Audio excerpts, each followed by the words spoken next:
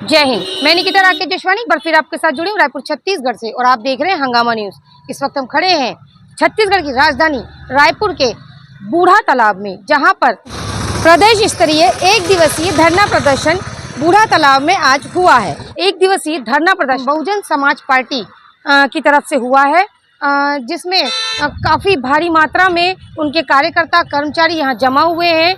हम आपको उनकी कुछ झलकियाँ दिखाते हैं और उनके इस एक दिवसीय धरना प्रदर्शन के बारे में जानने की कोशिश करते हैं। आइए कर्मचारियों से बातचीत करते हैं।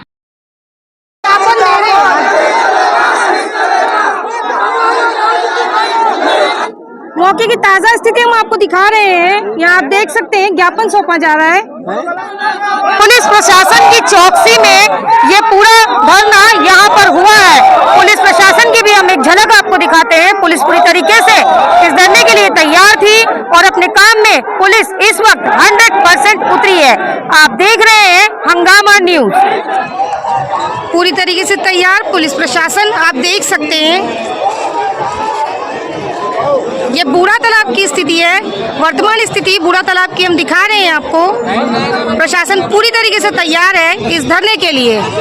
वर्तमान सरकार के खिलाफ कंटिन्यू नारे लगाते बीएसपी के कार्यकर्ता यहाँ जमा है। आपको ताज़ा स्थिति से हम यहाँ की अवगत करा रहे हैं। इस वक्त यहाँ पर ज्ञापन सौंपा जा रहा है, जिसकी झलकियाँ हम आपको दिखा रहे हैं। बीएसपी की भारी मात्रा में लगी हुई भीड़ को आप यहाँ देख सकते हैं। चुनावी सरगर्मियां चालू है, बहुत कम समय बचा है चुनाव में। इसी कतार में अगर हम कहेंगे तो हर वक्त हर जगह छत्तीसगढ़ के अंदर कंटिन्यू हर एक प्रकार की पार्टियां धीरे धीरे अब अपना चुनावी प्रचार प्रसार करने में लगी हुई है। इसी कड़ी में आज यहाँ पर बहुजन समाज पार्टी भी जोर शोर से अपना झंडा लहरा रही है। हमेशा चुनाव से पहले पार्टी बहुत सारे वादे करती है और जैसे ही वो चुनाव जीतती है, सत्ता में आती है, तो वो उन वादों को भूल जाती है। अब हम जानते हैं कि ये पार्टी कौन से नए वादे करती है और जब ये सत्ता में आती है तो ये कितना प्रतिशत अपना सत्ता में रहकर जनता को दे सकती है। आइए इनके कर्मचारियों से, कार्यकर्ताओं से बातचीत करने की कोशिश करते हैं। तब तक बने रहे हमारे साथ और देखते रहिए हंगामा न्यूज़। नमस्कार, मैं श्रीमती इंदु बंजारे, पामगढ़ विधायक। आज बहुजन समाज पार्टी के तत्वाधान में रायपुर के बूढ़ा तालाब में जो केंद्र सरकार की जन विरोधी नीति है और राज्य सरकार की जन विरोधी नीति के खिलाफ में एक दिवसीय धरना प्रदर्शन आंदोलन किया गया है। और इस कार्यक्रम के माध्यम से जो केंद्र की सरकार है उनकी कूटनीति को सबके लोगों के बीच में लाया गया। जिस तरह से मणिपुर में एक आदिवासी समाज के महिला के साथ में जो निर्वस्त्र करके उनको गाँव में घुमाया गया, ये प्रदेश नहीं पूरे देश के लिए शर्म करने वाली बात है, शर्मसार करने वाली घटना है। जिसमें राज्य की सरकार, जो मणिपुर की सरकार है, वो भी चुप बैठी हुई है और केंद्र की सरकार, जो बीजेपी की गवर्नमेंट की सरकार है, वो भी चुप बैठी है। इसके विरोध में आज बहुजन समाज पार्टी के तत्वाधान में हम लोग ने धरना प्रदर्शन आंदोलन किया है। इसके साथ में जो सीधी जिले में जो मध्य प्रदेश में एक आदिवासी समाज के बेटे के साथ जो बीजेपी के एक विधायक प्रतिनिधि प्रवेश शुक्ला के द्वारा पेशाब करके जो हमारे समाज को उनका अपमान किया गया है, उसके विरोध में भी बहुजन समाज पार्टी ने एक दिवसीय धरना प्रदर्शन करके आंदोलन किया। इसके साथ में जो राज्य सरकार है कांग्रेस की, उन्होंने 36 वादे किए थे। उनके 36 वादों में उन्होंने एक भी वादा पूर्ण नहीं किया और सबसे प्रमुख जो वादा था उनका शराबबंदी का। लेकिन शराब बंद करने के बजाय वो शराब जोर शोर से बेचवा रही हैं। और आप लोग न्यूज़ के माध्यम से देखें, उनके 2000 करोड़ रुपए का सबसे ज़्यादा लाभ कांग्रेस सरकार को, भूपेश सरकार को हुआ है। तो इस तरह से जो कांग्रेस सरकार की जो कूटनीति है उसके विरोध में बहुजन समाज पार्टी ने आज प्रदेश स्तरीय धरना आंदोलन किया है और एक संकल्प के साथ ऐसी जो खोखली सरकार है, चाहे वो राज्य की सरकार हो चाहे केंद्र की सरकार हो, उनको उनके स्थान से, उनके सत्ता से उखाड़ फेंकने का संकल्प आज बहुजन समाज पार्टी कार्यकर्ताओं के द्वारा बूढ़ा तालाब में लिया गया है। चुनाव के लेके क्या तैयारी है? चुनाव को लेकर बहुजन समाज पार्टी हमेशा सक्रिय रहती है और सक्रिय रहता ही है। तीसरी शक्ति के रूप में इस बार हम लोग हमेशा प्रदेश में, देश में रहते ही हैं, लेकिन इस बार छत्तीसगढ़ प्रदेश में हमारी रणनीति ऐसी है कि हमारी बगैर किसी की सरकार नहीं बनेगी। ऐसी हमारी पूरी रणनीति तैयार हो चुकी है, क्योंकि हम गरीब तबकों के आवाज़ को विधानसभा में उठाने के काम करते हैं। बहुजन समाज पार्टी चाहे किसान हो, बेरोजगार हो, युवा हो, सर्व समाज को लेकर चलने वाली पार्टी है। तो बहुजन समाज पार्टी सर्व समाज को लेकर इस बार अपनी सरकार सरकार बनाने के लिए पूरी तय कर चुके हैं। इस बार छत्तीसगढ़ में हमारे बगैर किसी की सरकार नहीं बनेगी। क्या बहुजन चुनाव में किसका चेहरा आएगा?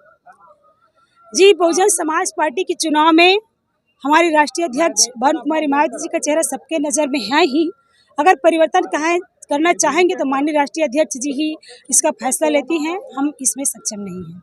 अगर आपकी पार्टी जीतती है, सत्ता में आती है, तो आप कौन से वादे करेंगे और उन वादों पर आप लोग कितना खरा उतरेंगे? जी, बहुजन महिलाओं के लिए हमेशा कई प्रकार के वादे किए जाते हैं, लेकिन जैसे ही सरकार बनती है, सत्ता में आती है, तो महिलाओं के लिए कुछ नहीं किया जाता। अभी आपने मणिपुर की महिलाओं के लिए आवाज उठाई है, लेकिन क्या आप ये बात जानती हैं कि छत्तीसगढ़ के अंदर ही महिलाओं पर कितने अत्याचार हुए हैं? कई थानों में महिलाओं के लिए कितने ऐसे केस हैं जिस पर कोई कार्रवाई नहीं हुई है? अगर आपकी पार्टी सत्ता में आती है तो महिलाओं के लिए क्या होगा विशेष? जी, अब तक तो आज़ादी के इतने वर्षों तक केंद्र में बीजेपी की सरकार रही है। राज्य में इससे पूर्व बीजेपी की सरकारें 70 सालों से कांग्रेस की सरकार केंद्र में रही है। इतने सालों से वो केंद्र में, राज्य में कांग्रेस बीजेपी की सरकार है, लेकिन हर जगह हमारे बहन बेटियों का अपमान हुआ है। हर जगह उनके साथ बलात्कार जैसे जघन्य अपराध होते हैं, हर जगह उनके साथ अन्याय अत्याचार होता है। लेकिन जब उत्तर प्रदेश में माननीय बहन कुमारी मायावती जी और बहुजन समाज पार्टी की जब सरकार बनी तो वहाँ की महिलाएं बहुत सुरक्षित थी। वहाँ के गुंडे इतने थर-थर काँप रहे थे कि उन्होंने सिलेंडर कर दिया। वहाँ के गुंडे देश छोड़कर भाग चुके थे। बहन कुमारी मायावती जी की राज सरकार थी।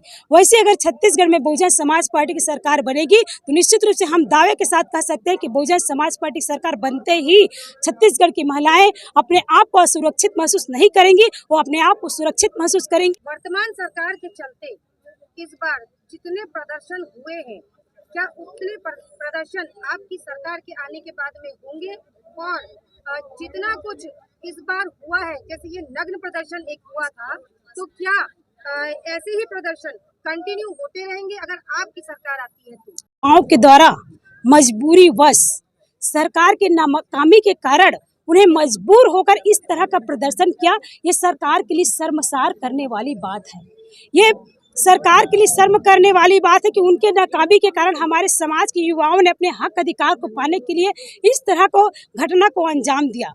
लेकिन मैं आपको पूरे विश्वास के साथ बहुजन समाज पार्टी की कोषाध्यक्ष होने के नाते और बहुजन समाज पार्टी के एक विधायक होने के नाते आपको पूरे विश्वास के साथ ये वादा भी करती हूँ और पूरा विश्वास से बोलना भी चाहूँगी कि बहुजन समाज पार्टी की सरकार बनने के बाद हमारे बहन बेटियों को, हमारे भाइयों को इस तरह का आंदोलन करने की जरूरत ही नहीं पड़ेगी, क्योंकि बहुजन समाज पार्टी जनसंख्या, बहुजन समाज पार्टी की नारा है कि जिसकी जितनी संख्या भारी उसकी उतनी हिस्सेदारी। उस आधार पर बहुजन समाज पार्टी की सरकार बनने पर प्रत्येक समाज को उनकी जनसंख्या के आधार पर आरक्षण दिया जाएगा, नौकरी दिया जाएगा, शिक्षा दिया जाएगा, व्यवसाय दिया जाएगा, तब सारी समस्या जो है खत्म हो जाएगी। तो इसमें आंदोलन करने की आवश्यकता नहीं। जी, चुनाव का हम लोग का बहुत व्यापक समस्या होती है, जो राज्य और केंद्र सरकार की जो कूटनीति के कारण जो समस्या वो पूर्ण रूप से खत्म नहीं होती। जैसे बेरोजगारी का बड़ी समस्या होती है, किसानों का समस्या होता है, महिलाओं को समस्या होती है, शिक्षा का समस्या होता है, स्वास्थ्य की समस्या होता है, आम जनताओं को जो मूलभूत आवश्यकता की समस्या होती है, उन सारी समस्याओं को लेकर हम क्षेत्र में जाएंगे, गाँव में जाएंगे और अपनी सरकार बनाने के लिए पूरी मेहनत करेंगे। परिचय दीजिए। मैं श्रीमती इंदु बंजारे वर्तमान में बामगढ़ की विधायक हूँ और हमारे बहुजन समाज पार्टी की प्रदेश की कोषाध्यक्ष हूँ।